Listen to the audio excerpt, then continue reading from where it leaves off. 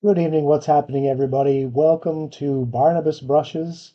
Happy New Year. Hope you had a good holiday season. Welcome back. It has been a few weeks since we've been live with the holidays going on and everything, but we are back celebrating a new year, celebrating a new time, painting some miniatures for our Elite Encounters channel. Those of you who don't know, Elite Encounters is a live play tabletop role playing game channel. We play Pathfinder 2nd Edition every Tuesday at 6 p.m. Eastern. You can see the banner above me there, and you can see it in the links there down below for the channel. You can check us out, please. Every Tuesday at 6 o'clock, we play live. We play in studio. We play right there with our character sheets in costume. We have the maps and miniatures are all there in studio with us. We play old school, no virtual tabletops there. Straight old school role playing game. And that's what I'm here for, is to paint miniatures for that Elite Encounters tabletop. What we're doing right now is we're working our way through the Epic Encounters line of miniatures. This particular set is the Arena of the Undead Horde. So Epic Encounters is a line of products put out by Steamforge Games.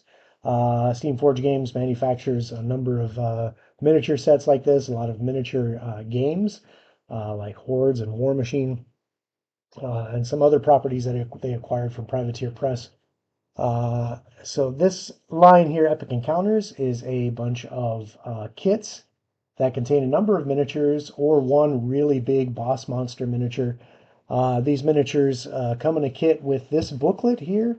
That is a kind of a guide to all of the figures. It also comes with a double-sided flip mat that you can use for the encounters enclosed within this booklet. You can plug and play this right into your role-playing game campaign. The encounters that are designed here are a really good kind of ladder building up to that boss monster that you can get in another kit. These are written for the 5th edition rules of the most popular role-playing game out there right now. But Elite Encounters, we play Pathfinder 2nd edition. These are easily convertible encounters to any of those tabletop role-playing games that you're playing. So without further ado, let's get back to work on the Iron Skull Knights. So we're almost completed with these guys here. They're almost done. Let's bring one closer to camera and catch some details on these guys. Let's get this to focus real quick. Come on, camera, you can do it. Evil, hi, welcome aboard. Oh, no worries. We haven't really gotten too far. Just a quick happy holidays and, the usual spiel. We've been working on these Iron Skull Knights here. Not a whole lot left on these guys. You could see that on their pauldrons and on their helmet, they have a little bit of a sunburst motif going on. Those sunbursts have kind of like a gemstone or something in the middle of them that we're going to work on painting those gemstones. And then we're going to finish out the base. And these models will basically be done. The question that I have is what color are we going to paint these gemstones? Because they have this really cool kind of blue tabard from when they were knights. So I don't know if I want to make the gemstones blue as well, because then they'll just kind of blend in with those tabards. So I might make them something that is a little bit more contrasting to that blue, or at least to stand out from that gold. But I'm not sure how to handle that. I'm not sure if they're actually really gemstones in there. They are pretty large to be gemstones, but that seems to be what the sculptor was going for with those sunburst motif. But for the bases, we can finish those out right quick.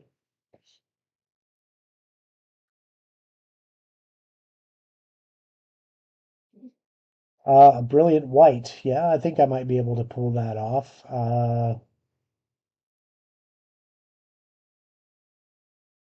I do have a couple tricks to make them like a white, maybe like a big pearl or something.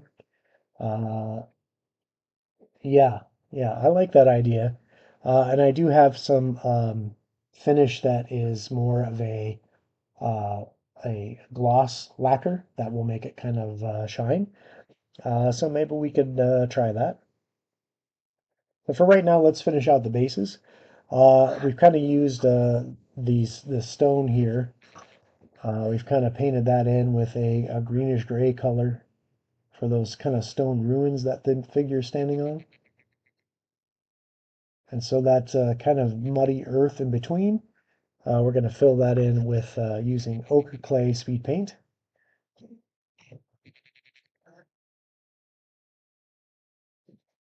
Speed paints are a simple one coat solution for miniature painting. The idea is basically keep your shadow, highlight, and midtones all in one paint, suspended in a medium that acts as a flow improver. Yeah, I remember. Yeah, I remember some of that stuff. My father was an auto body and paint specialist, so we had all kinds of cool auto painting materials, both in our garage and at his shop off-site. Welcome. Hey, thanks for coming in. Appreciate you stopping by. We're back at it after a couple months hiatus, or a couple weeks hiatus, I should say, almost a month. Feels like a couple months. The holidays were long for me, all right? But we made it. It's 2025. We're ready to kind of start fresh and get this party started and get us on the way to those 50 followers. We're halfway there now. We got 25. We are halfway to that 50 follower mark.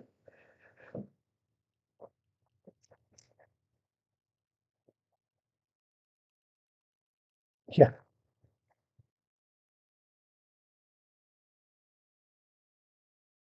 All right. So again, we'll just get a couple drops of the ochre clay.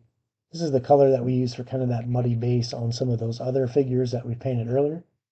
So we'll just kind of keep some consistency there so the bases all look the same.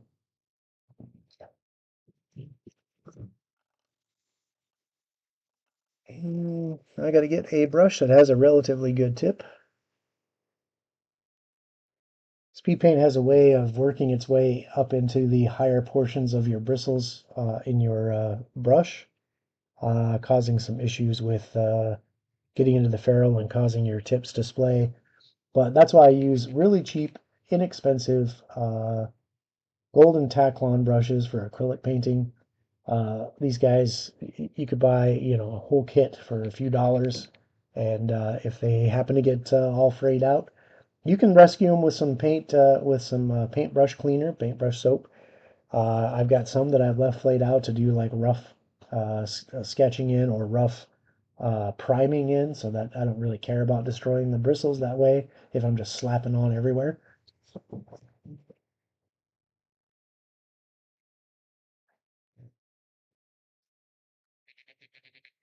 All right, so I got to remember, like Peliquim always says, to keep this thing in camera so you can see what I'm doing. So we're just going to paint this ochre clay right into this kind of muddy earth texture between the stones.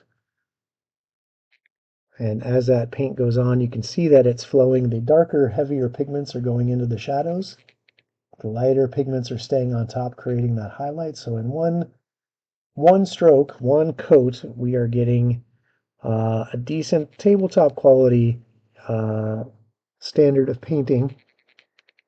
And we can always go back and manually highlight these. We can add washes to add more shadow, whatever we want once this dries.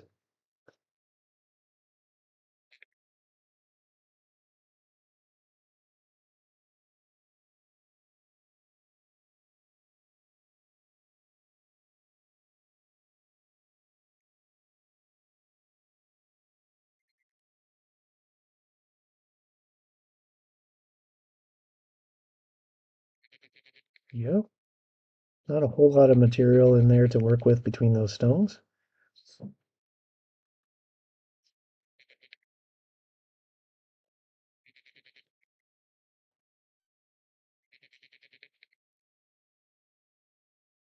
Um, Colleen has decided to drop by and see what's going on.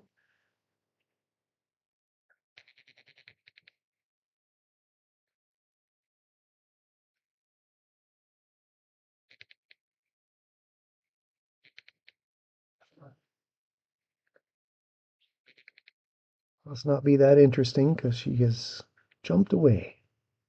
It's fine by me.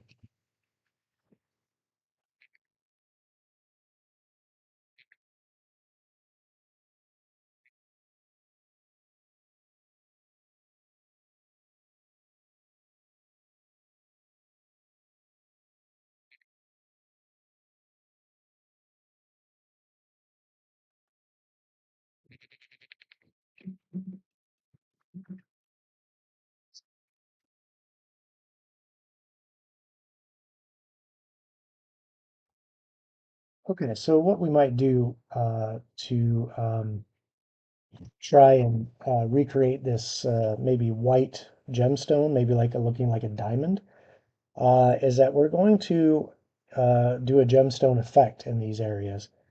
And the way to do that is create kind of a sphere of dark into light kind of gradient, and then have some pinpoints of light coming off of it. So we're going to do that with some grays into white.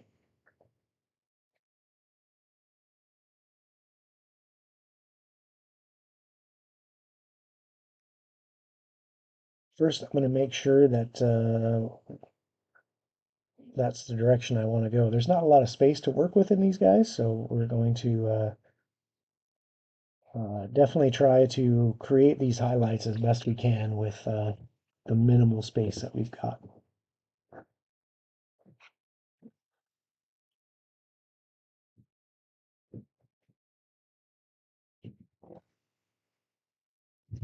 So for that, I'm actually not going to use speed paints.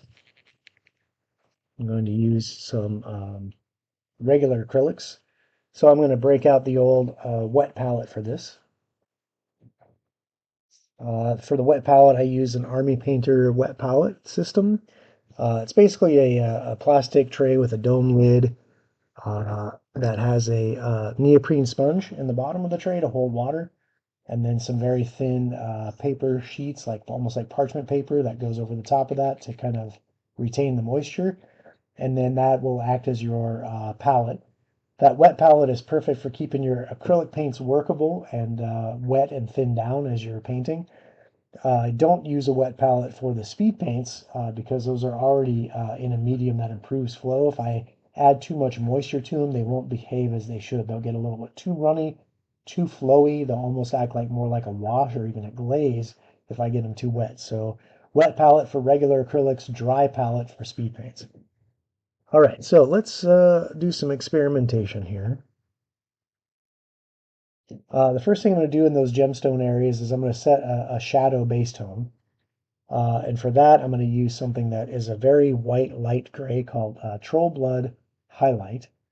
You can see that this bottle here is a little bit worse for wear. This is an old school Formula P3 paint, one of my favorite acrylic systems that Steamforged Games is resurrecting this summer. Yeah, it'll basically be colored water, that's true. But this color, Troll Blood Highlight, is a regular standard acrylic, and we'll use that to kind of set the base tone shadow of these kind of diamond-like gems.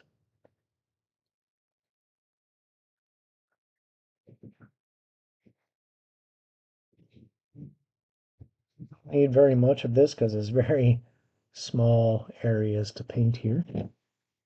And I'm also going to get out a very tiny detail brush.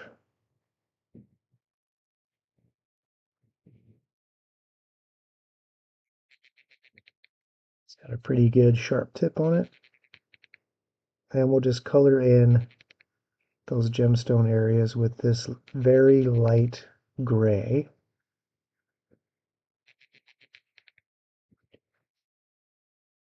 There are five. There's the two gems on the back of the pauldron, two gems on the front, and one on the top of the helmet for all these sunbursts here. Okay, so just a little dot will do you right there in the middle of those gemstone areas, all five.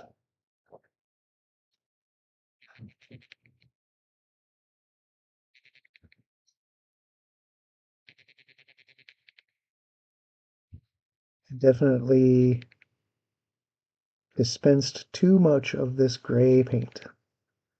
That's okay. If it's in the wet palette, it's workable. I'll use it for something else after the show, maybe. Keep painting and keep using the paint as it's workable in that wet palette. No problem. So I just needed a few dabs. Okay, we'll let that dry for just a sec. Clean out that brush really well in some clean water and wipe out on a paper towel.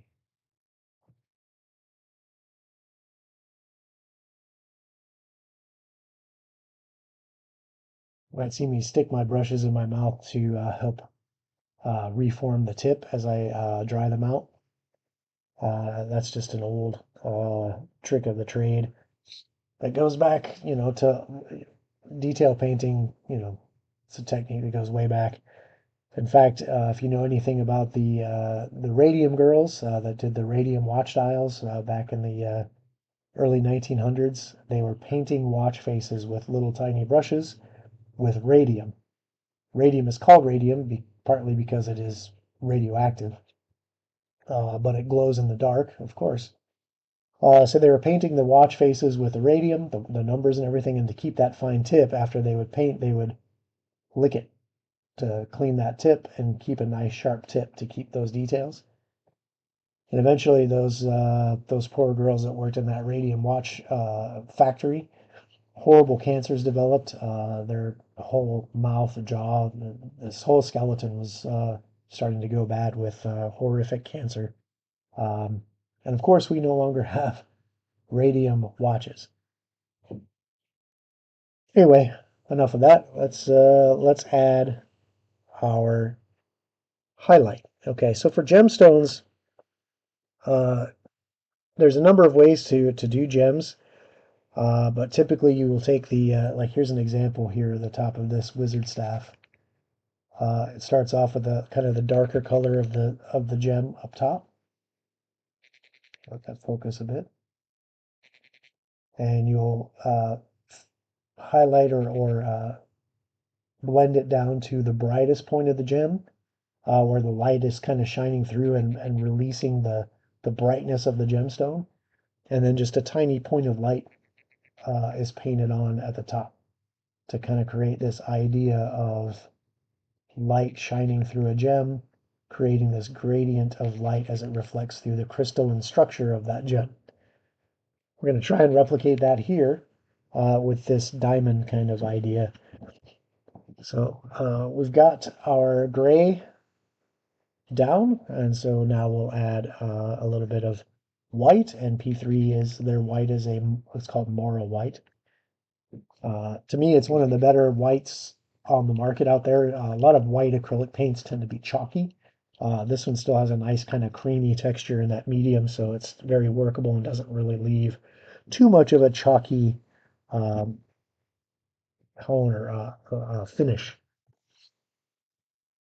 I think still because of the nature of the pigment, there is always going to be some kind of chalk feel to a white paint, but this one is probably one of the smoothest I've worked with.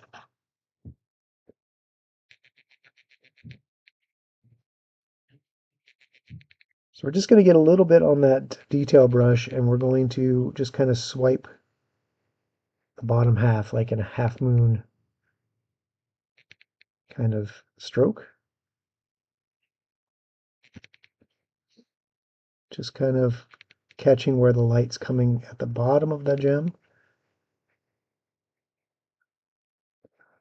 Just a tiny, not even a half moon, maybe a crescent moon.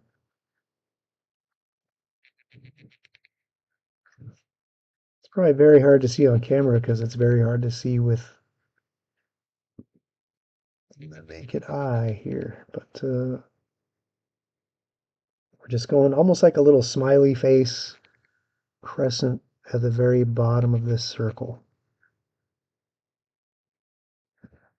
Then we're going to take that same white and we're going to add a tiny pinpoint dot of light at the top of the gem to kind of show where light is hitting it at the top and shining through the bottom to create that kind of crystalline structure.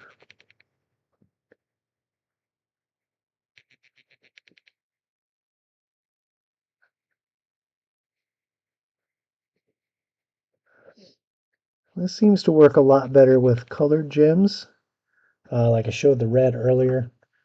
I'll show you an example of some blue gems that kind of use this same technique on another model I've been working on.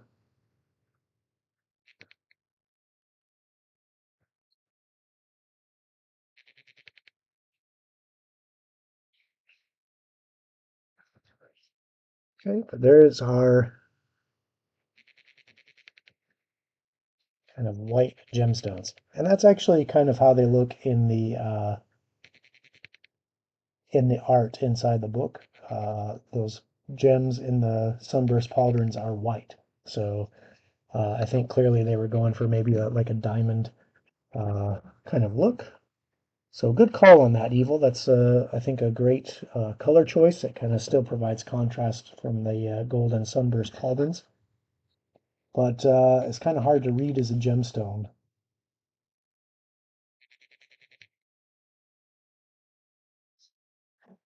Look more like truck headlights to me, but that's all right. So for an example of some blue gemstones, this is a cloud giant that I've been working on that is painted entirely with speed paints, including her really cool mace that's made out of like a Greco-Roman column. But on her headdress, you can see some of these blue gems. Let's see if I can get that to focus in. So you can see that kind of gradient from dark blue to light blue with that little kind of pinpoint of light where the reflection is kind of bouncing off the darkest point of the gem. She's also got some of those same gems on her mace here. That's a good shot there to kind of show that.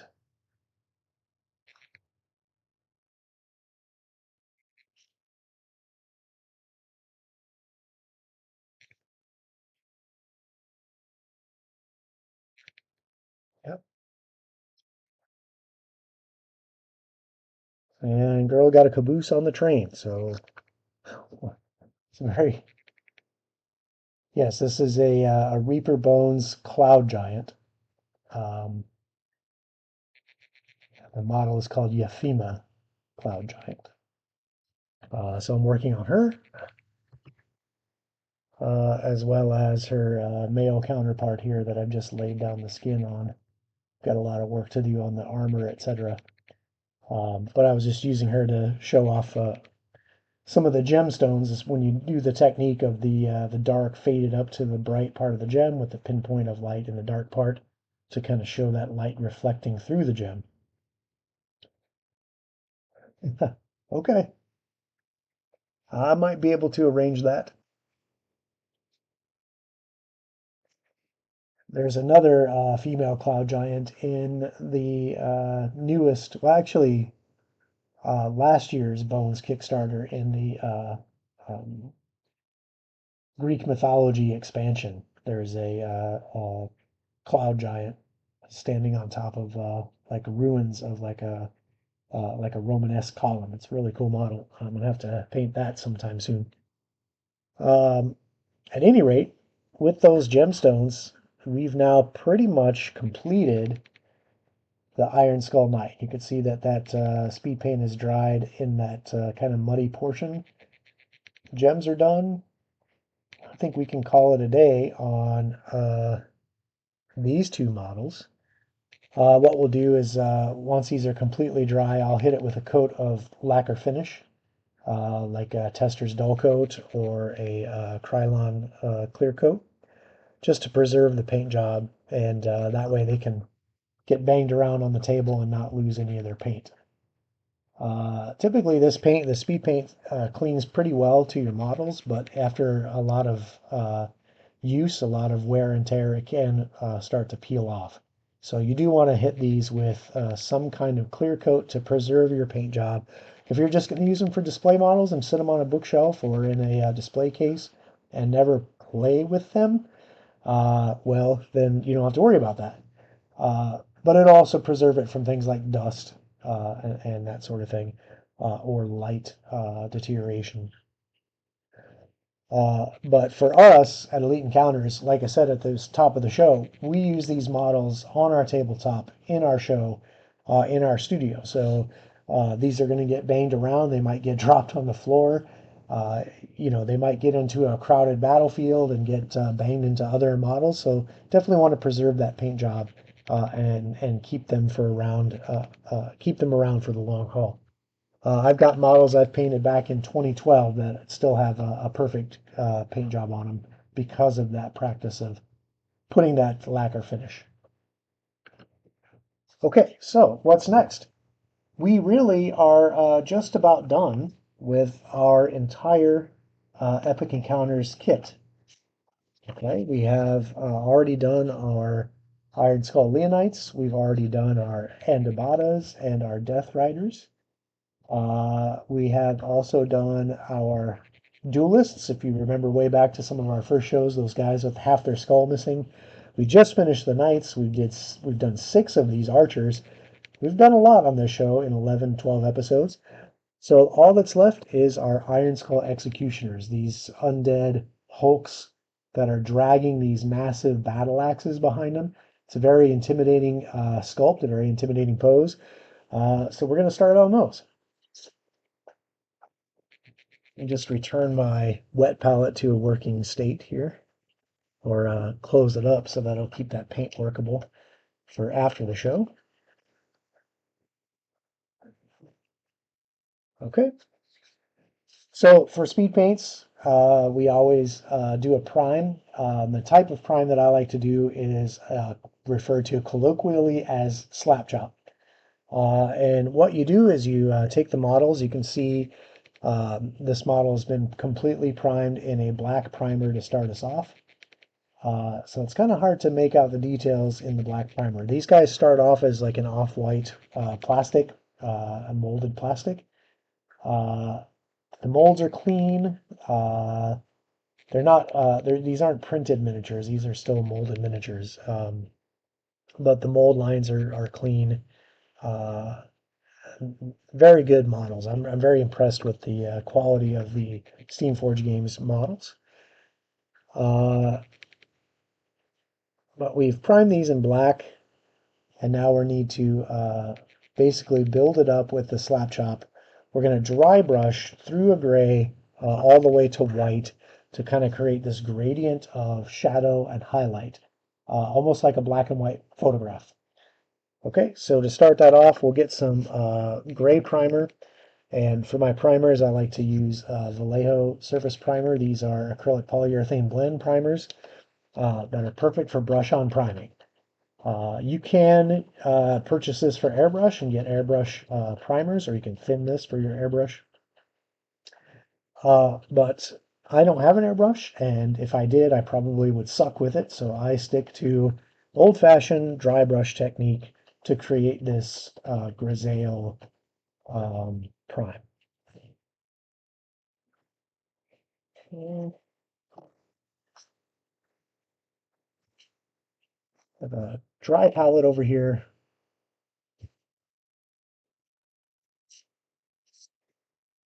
I'm going to put some of this gray primer in one of the wells. I feel like I need a bigger net.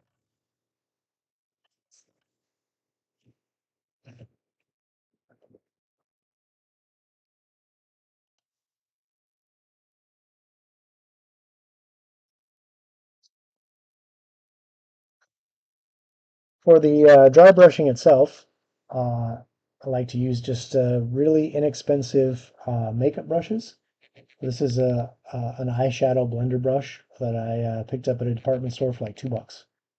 So I've got a drawer full of these, 10 bucks. You get a handful of them and throw them in your drawer for use when it's, when your brushes are too beat up to use anymore.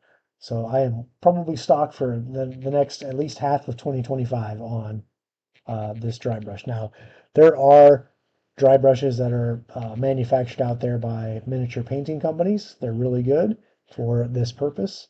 But this works just fine for me, and can't go wrong with $2. So we're going to load just the tip of that brush, and then we're going to wipe out all of the primer that is on the bristles onto a paper towel or other dry surface so that there's almost no paint. There's no hint of primer on the brush. However, when we brush it across the texture of the model, what is residual in those bristles will come out on the model, starting to create that mid-tone.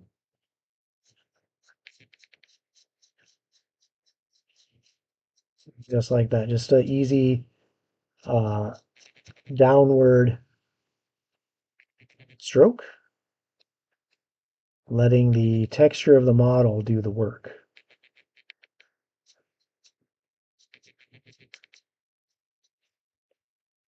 And you can see it's already starting to bring out some really cool texture and detail on the model. Like if you look at the pauldrons real closer, we'll let that focus. You can see there's like some filigree in the pauldron. It's kind of cool. We'll be sure to keep that detail alive when we go in with our speed paints, just to preserve that level of detail and kind of a hint at, what this guy might have been before he became this undead, hulking monstrosity, kind of lumbering out onto the battlefield, dragging his battle axe behind him. You can almost hear the grind of the metal on the stone, like in all those horror movies where the killer's dragging his weapon on the ground as he chases the final girl.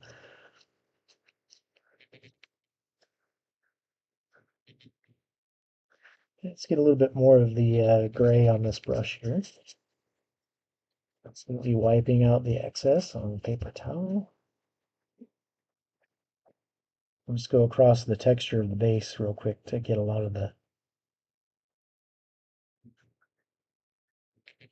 There we go. Just a very light touch, and you can see that pulls right off.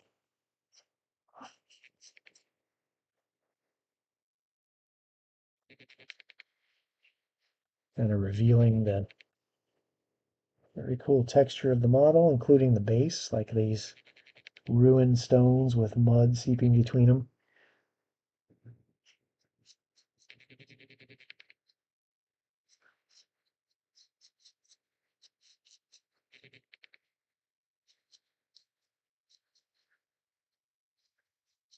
This guy has a lot of cool detail. Looks like he has the remnants of a sword kind of plunged into his side there. Maybe that's how he died in battle before he was resurrected as an undead monster.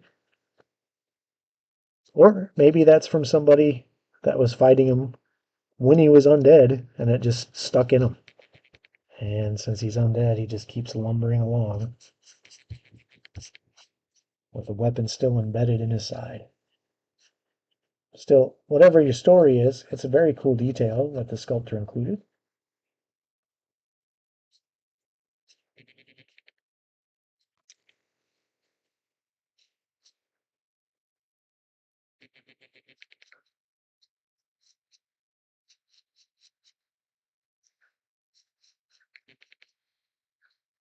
And just like that, with just a gray dry brush, we've already kind of revealed details and texture on this model that we'll bring to life with our paints.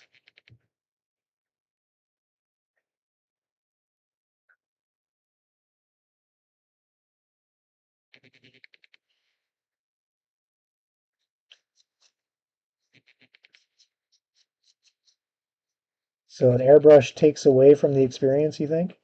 Maybe it speeds up the experience, but yeah, there's something kind of cool about dragging your brush across and bringing this to life with a dry brush technique.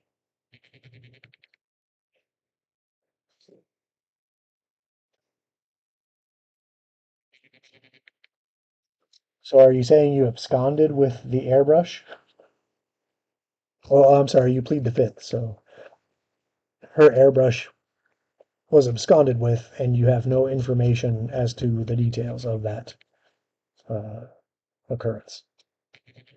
Fair enough.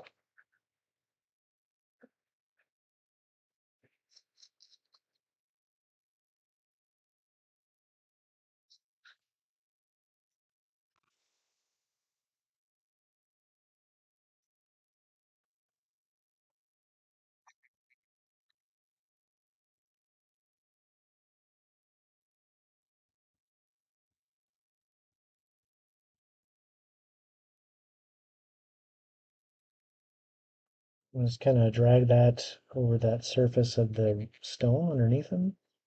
Bring that texture out, the top of the boot, greaves, all this mud here.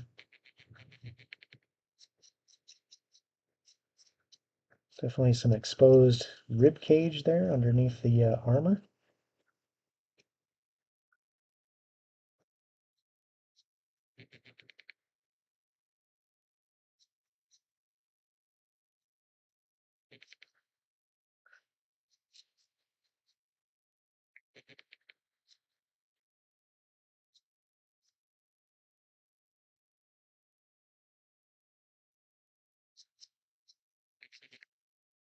I'm already envisioning how I want to paint this figure, and I'm pretty excited for this. This is a cool one to leave for the last model of the kit.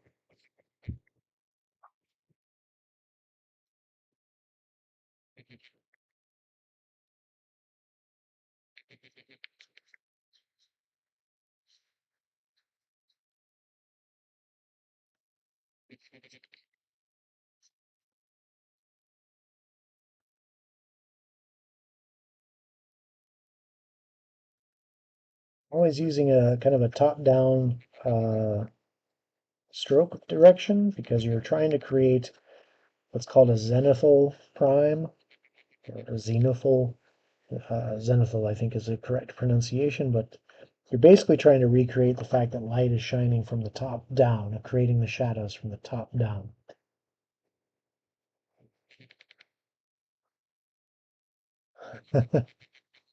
Ah, okay, okay. Say no more.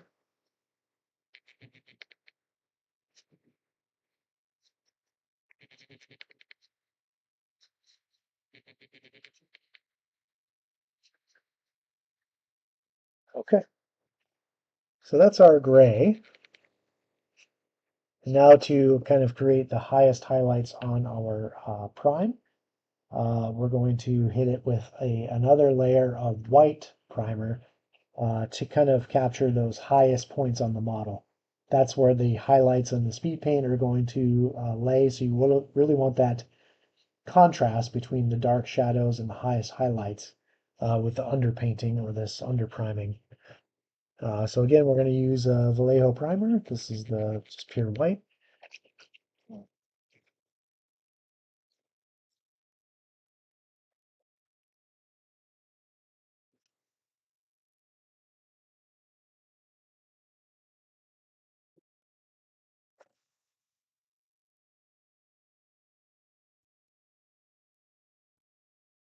Almost time to buy a new bottle of gray. I've done a lot of these slap chop primes, I guess. Okay, so again, with just an easy, very light top down, just to catch the highest highlights here. Like catching that filigree in the pauldrons, those ribs, top edges of this stone here on the base.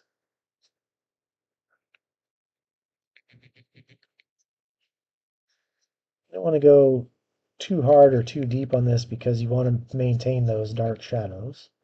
So just a very light from the top down. Like the top edges of the axe should be brighter than the bottom edges of the axe as the light's hitting it. So I might tap those a few more times just to create that highlight.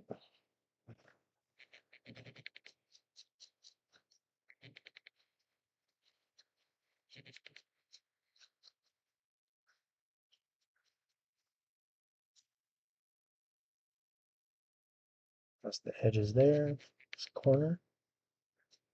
That's top edges of the axe, I guess, talking about. There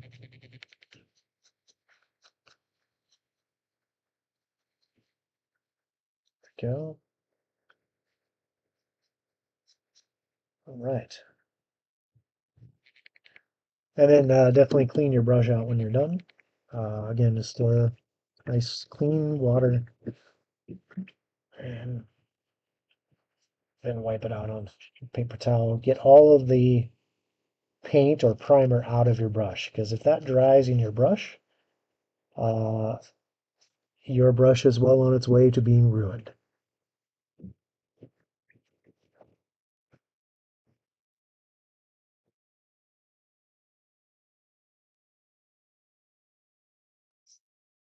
Okay,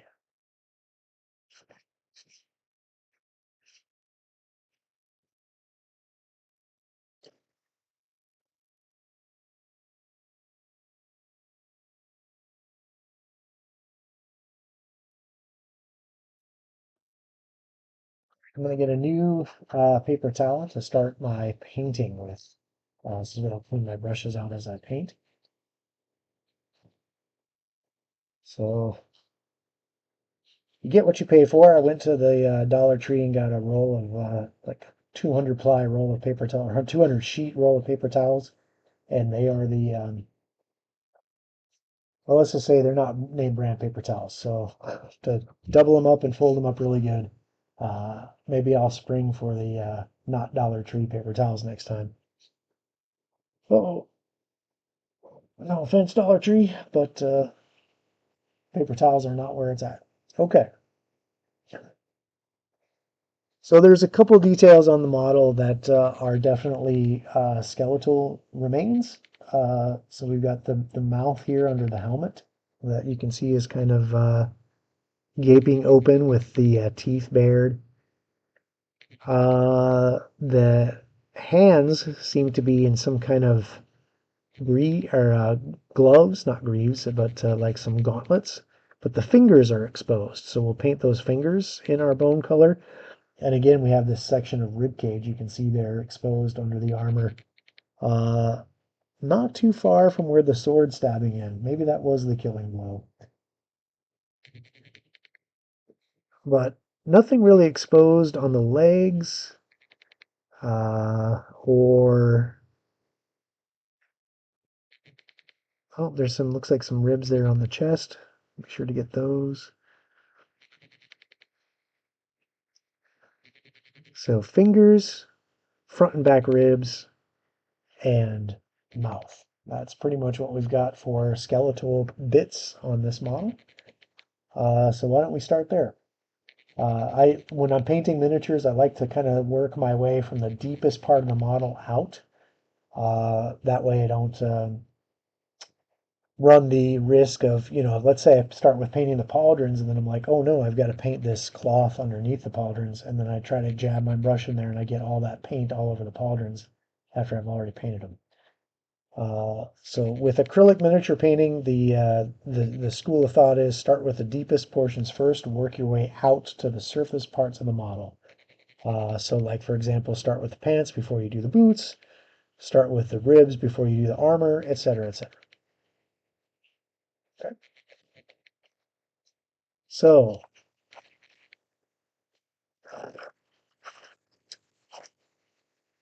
bonus experience points if those in chat can remember the color that we always use for our skeleton bits. Every episode, I think I've used it every episode working on this kit since all of them are undead.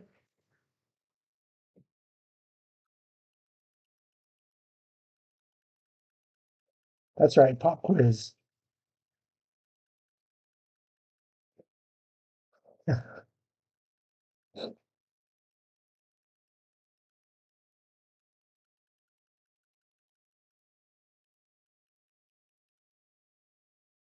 I'm going to go ahead and put it in the palette and see if chat can remember the color I use for skeletons.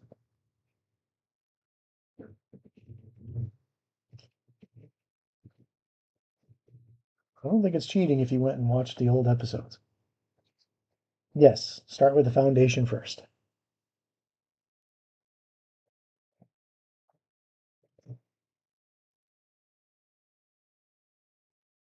Okay, I'm going to get back to that really fine tip detail brush I was using. This is a very tiny tip there. But again, it's one of those really inexpensive. To, you get like a whole bag of these for, I don't know, for $5. varying tip sizes, so your mileage may vary, but there's also some flat brushes in there to use for dry brushing. So if I have smaller surfaces to dry brush, that, I can use a flat brush on, perfect for that.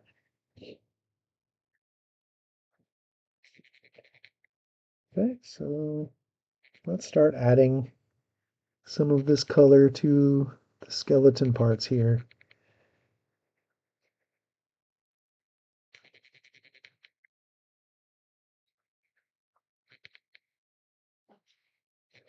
And as I paint this in, the brown pigment will kind of go into the deep parts of the skeletal pieces, and the lighter pigment will stay on top.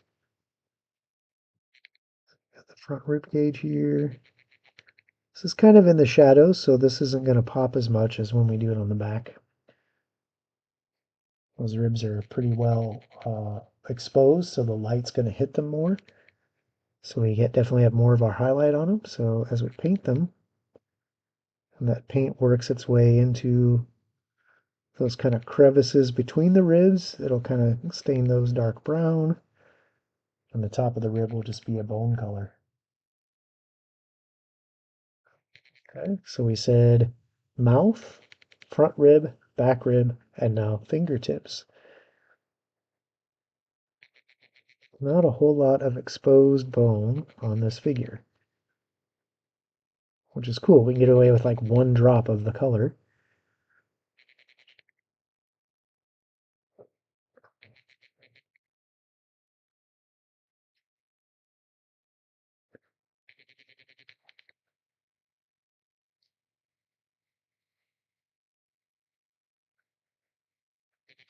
It's really going to be evident on these fingers here on the axe haft and the thumb here.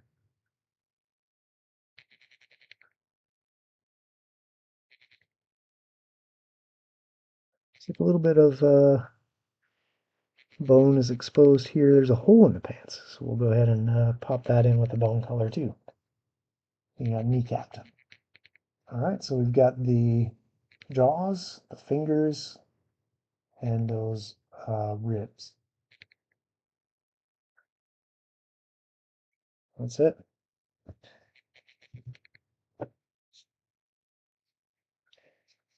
This is kind of the fun part of speed paints is I can do this with just one coat of paint. If I was using my old layering painting technique, which I still do from time to time, I would do a base coat of like a brown color. Uh, maybe like I have a P3 paint called Jack Bone that is a nice kind of brownish tan kind of undercoat for bone. And then I would wash it or paint in shadows with a brown or sometimes a greenish brown, depending on the tone I'm going for in the skeleton. Then once that dried, I would do a mid-tone highlight with kind of a light tan color. And then when that dried, I would do another highlight with another bone color, just lighter. And then when that dried, I might hit it with white and some of the highest highlights. With speed paint, I'm done in seconds as opposed to minutes of layering that painting on. Is one technique better than the other? Depends on what you want. If you want lots of models painted fast to get them on the table, speed paint is the way to go. If you want competition level or like really nice display models, layer painting is going to be your technique you're going to want to use because speed paint will give you really cool tabletop quality models, I think, but they're not going to have the level of contrast that full-on layer painting will get you. That's just the way it is. Now, with speed paints, once they are dry, especially the 2.0 speed paint line, once they're dry, you can highlight all to your heart's content over them. So you can kind of blend speed painting for base coating and then pop a layer of highlights. For example, I could take that really light bone color and hit these ribs and make them pop even more. But our goal here is to get these done quickly and get them ready for the show so we can get these undead models on the table. Also a great solution if just bought a miniature game that has, or a miniatures war game set, like a small army or a small force that you need to paint several of the same models, the same colors, but you need to get them done because you've got a tournament this weekend. Speed paint's the way to go. Speaking of miniatures, skirmish games, I'm pretty excited that Bandai has announced a Gundam miniatures battles or miniatures skirmish game. Uh, and I'm excited for a couple of reasons. I love playing miniature skirmish games with my son. We've kind of dabbled in some Fire Team, which is a very small scale Warhammer kind of setup, and also a very small scale of the fantasy, the Warhammer Fantasy, which the name is escaping me right now. But those two sets I've got models for that I've painted up. And it's really fun to just sit down for an hour or two and knock out a quick skirmish with, a small fire team of 5 to 6 models against another fire team of, 3 to 6 models. And it's resolved in an hour or two, and boom. And I'm pretty excited that what you give them more power by not painting them, or buying more. We're talking about how excited you are that new ones are coming out. Yes, if the Bandai Gundam skirmish game comes out, which they're targeting for, I think, Gen Con this year for release. Um, Maybe I'm making that up in my head. Maybe I read that. Yeah, yeah. That's very true. But I'm pretty pumped for that because my son loves the Gundam universe. He loves building Gundams. I love painting miniatures, so we can slam those two hobbies together and then have skirmish games with him. I'm looking forward to that a lot. So we'll see what happens this summer if Bandai gets that done in time for Gen Con. In the meantime, we've got to get these models done and painted for Elite Encounters. So let's take a look at some other details on here that we can maybe knock out before it's time to go. I think the haft of the axe would be another good place to start. It's another one of those deep areas that we'll start with first. Yes, all of the above. Very true. Very true. So the haft of the axe is another kind of deep layer that we can start with. Um, and there's some Facebook communities that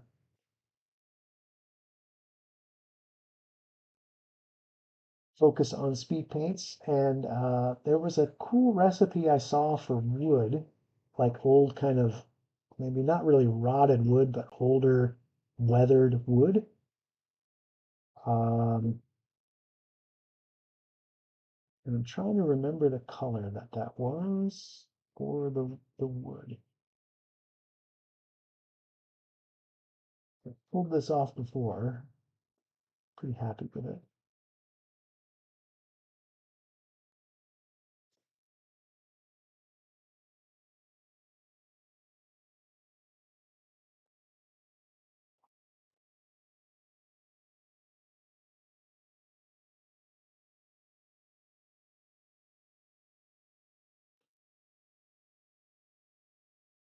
For the wood halves of the axe, we're going to use brownish decay, uh, which is kind of a weird kind of brown with maybe some hints of green to it.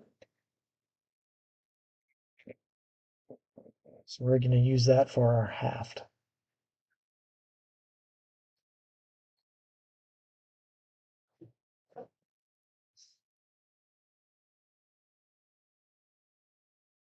And we want to just get between these straps here because the haft of this weapon is wrapped in some kind of leather. So we're just going to kind of run our brush in between those leather strips on both sides of the haft here.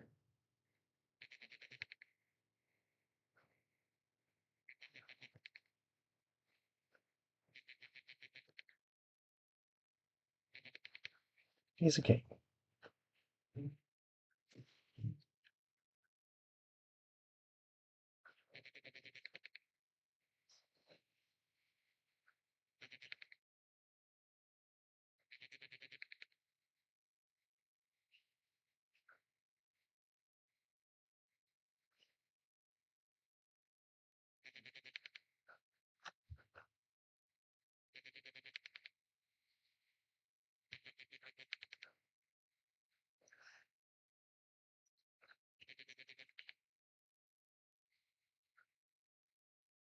Just tapping the brush between those leather strips, letting the paint run off and do the work.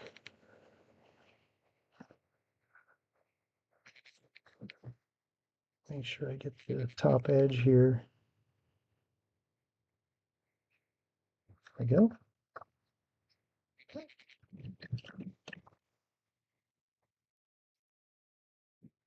All right, the halves of the axe are done.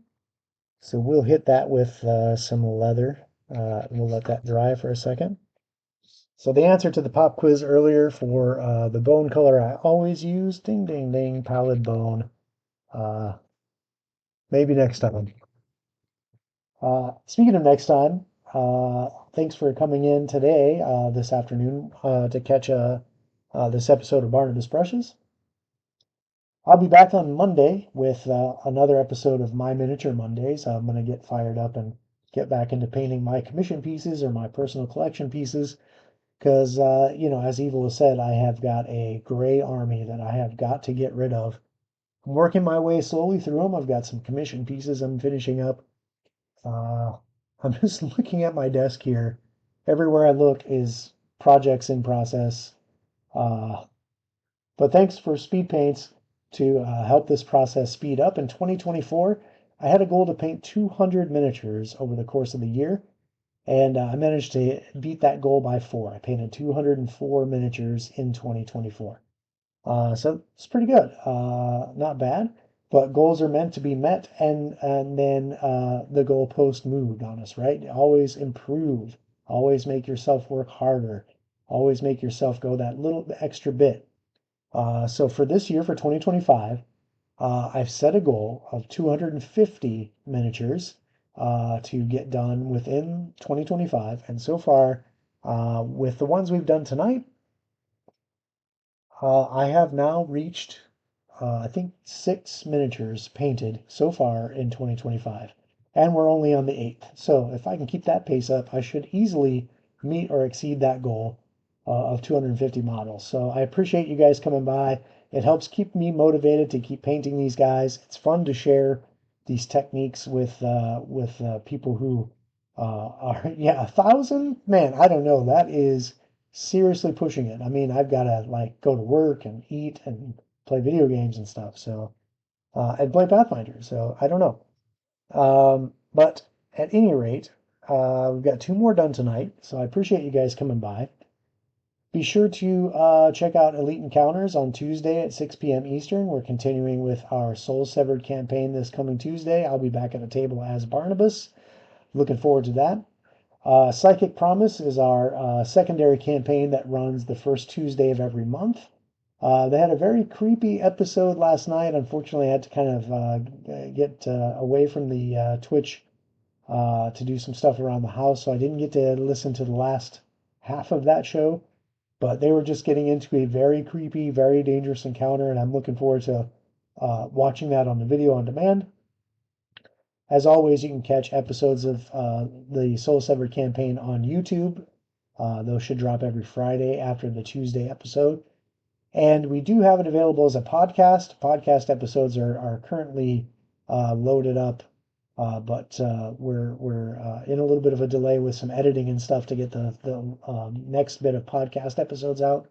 So if you've missed some of the early episodes, or maybe you don't, you want to catch early parts of the story and get caught up to where we are now, you can go back and listen to that as a podcast on any of your favorite platforms. My videos will be dropping on demand on YouTube as I can get to them. Usually I try to keep them there Fridays. On Thursdays, Overwatch has his show where he's done some streaming. He's done some video game streaming with one of our Twitch moderators, Laura. You may be familiar with her if you're watching the shows. So they're having some fun together with video games there. And we have a few very interesting things in the works for 2025. I can't really talk too much about it until they're set in stone, but man, we've got big plans at Elite Encounters to bring you even more content, to bring you even more exciting role-playing game content, miniature painting content, video game content, you name it. We are working hard to bring stuff to you to entertain you, to share in this community, to share our love of gaming. So thank you for coming by and participating in this with us and being a part of our community and helping us grow as well. So, like I said, I'm halfway there to the 50. Once I get to 50, giveaway time. I won't talk anymore because we're past time, but I appreciate you guys. I love you guys. We'll see you next time. Good evening.